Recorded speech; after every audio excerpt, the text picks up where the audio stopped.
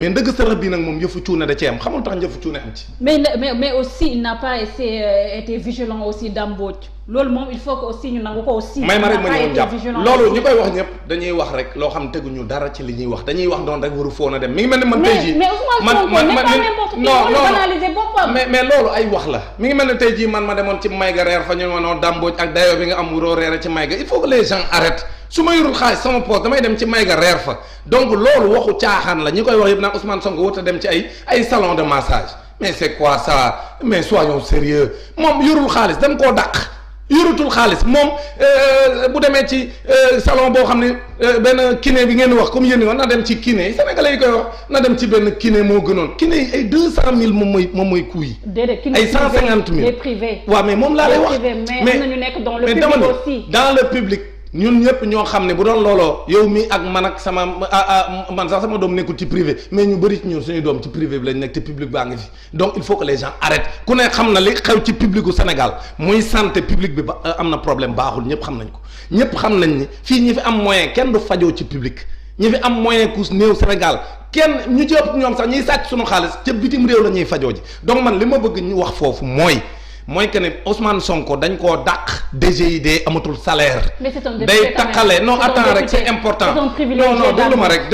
déglu ma rek gis nga moom nit ñi li ñu bëgg du ko def maanaam di def ay séances yoo day fay 150 000 200 000 par séance du ko def parce que amul xaalisam sàccul alalu nguur yorul keesu nguur nit da ngay àtte dëgg man li ma gëm mooy li muy def nii rek la mun def mooy xool salon boo xam ni amuñu laajuñu yenn tarif yu métti yi. te bu ñu demee moom dinañ ko mën a soulager parce que moom li muy yëg ci yaramam moom moo ko xam loolu muy dëgg mais nag nit ki li muy yëg ci yaramam yow yëgoo ko nga ne ko non bu dem fee demal fee te fa nga koy demloo xam nga Sénégal lu ko yàq dañ lay jëndloo fas wu yaa biir te kenn du la guble loolu moo yàq dëkk bi donc man li ma gëm mooy Ousmane Sonko li mu def noonu kenn mënu ko ci xam nga mbirum cuune mi fu mu nekk sama gars yi dañ doon jaay ñi nekk ci ginnaaw parce que man encore une fois damay wax ni xale bu jigéen bi 4-4 yan wax ni moo ko jël si nan wax ñan la pour ñu mën a xam dil bi ñan ñoo nekk ci ginnaaw mais loola kenn du ci wax mooy que ne ñoom bu doon dama ni wax dëgg yàlla dañ leen di jàppee ne ñu nekk ci ginnaaw bien sûr les instigateurs ñi nga xam ne ñoom ñoo nekk ci ginnaaw mbir mi nga xam ñëpp xam nañ ni complot bu leer naññ la léegi man damaa gëm ne ñooñu bu ñu waxalee yàlla yaa may dégg ñooñu bu ñu bëggee mu leer dañuy wax xale bi kooku mu doon waxal téléphone parce que Sonatel dara tëwu ko. Il suffit simplement d'impliquer la Sonatel dans l'investigation pour que ñu xam kan la xale bu jigéen boobu doon waxal ak kii nga xam moom salon bi ni moom dégg na ñun mu naan leen daanu naag daanuwul et cetera donc loolu c'est important ñu leeral ko donc xale bu jigéen kan moo ko fa jëlee ci heure moom couvre-feu la parce que Ousmane Sonko moom député la am na droit 21h jàll mu génn parce que ñun ñëpp même ki amul sax. même ki nekkul député boo feebaree sax am nga droit parce que moom fa mu dem dafaa dem pour faju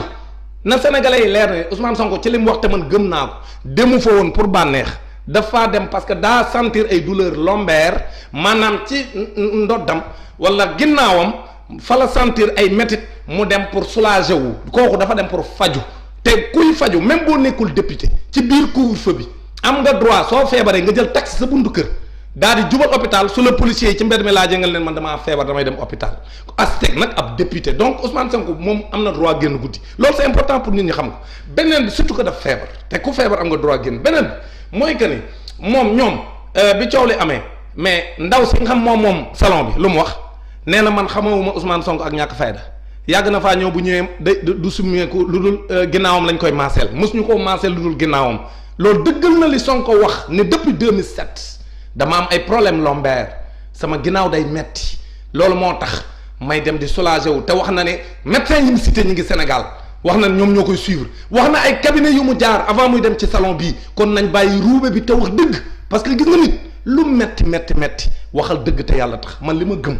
mooy que ni bu ñu bëggee mu leer sa xale bu jigéen boobu nga xam ni moom salon bi femme bi moom salon bi te ni dafa accoucher 1 mois ñu séparé ko ak doomam pour teg ko pression pour napp ko lu frère am wax frère am waxul ci presse ne dañ ko proposer xaalis mu ne moom du joxe du wax lenn loo xam ne si dafa wuuteeg liy dëgg parce que xamewul Ousmane Sonko ñàkk fayda et que foofu Ousmane Sonko bi mu fa ñëwee fu mu fa mës a ñëw 2 mai la ñuy am 2 mai Sonko waxaat na ko ci conférence de presse am ni moom fu mu fa mës a demee ñaari jigéen ñoom ñoo koy defal massage waa léegi soxna jàpp wala bu dee ñaari jigéen ñoo ko mos a defal massage même bu mujj bii ñuy wax ni moom lañ indee coow li bëgg a indi ruube mais léegi lu tax duñu wax ci ñaari jigéen ñoo ñu interroger leen pour def ce qu'on appelle la contradiction entre ñoom ñaar maanaam ñu déglu kii déglu kee ñaari jigéen ñi doo dégg ku ci wax. d'accord donc non attends c'est important ma daaneel foofu c'est-à-dire que ñaari jigéen ñi ko doon maase lu tax xale benn bu jigéen bi koy chargé rek la ñuy wax mais beneen xale bu jigéen ba nga xam ne ñoom ñaar a àndoon di ko maase. moom kenn du ci wax non carrément ba après dafa génn xamul. non attendez dama ni xam nga affaire bi. dafa am ay déclaration yoo xam ni mun ñu koo jël sànni fële parce que ndaw si moom salon bi moom ci boppam nee na. man Ousmane Sonko yàgg na fee ñëw mais xamuñu ko ay. elle n'était pas sur place aussi. mais non aussi. attendez dama ni ndaw si ci boppam li mu wax lu leer la nee na Ousmane Sonko man su daan ñëw dañuy woo ñu ñëw ñu aménagel ko ñu defal ko séance am mu dem yoonam te mësuñu ko maase fudul ci ginnaawam loolu la wax lu leer nañ yang beneen mooy que ne moom ndaw soosu. bi mu waxee wax ji mais gis ngeen li ci xew lu tax ñuy dem di ko jëm pamti pamte pour bëgg parce que frère am li mu wax lu garaaw la lu tax kenn woowu ko frère am nee na dañ ko doon jéem a ger laaj ko ni ko mën nañ laa jox xaalis nga soppi li nga waxoon du frère am a ko wax mais loolu lu tax frère am bi kenn woowu ko pour ñu enquête donc gis nga dama la ko wax ne la li ñuy def nii dafa yomb trop léegi ni ki bind scénario bi nag damay wax foofu c'est important gis nga vraiment sama gars yi damaa lire affaire bi depuis le début ak déglu les audios déglu yëpp ma ni mais franchement nag ki bind scénario bi cuune la mais may ma rek mais aussi ñi ko joué le film bi ay cuune lañ parce que du début à la fin il y a trop de failles du début à la fin da ngay gis ni liñ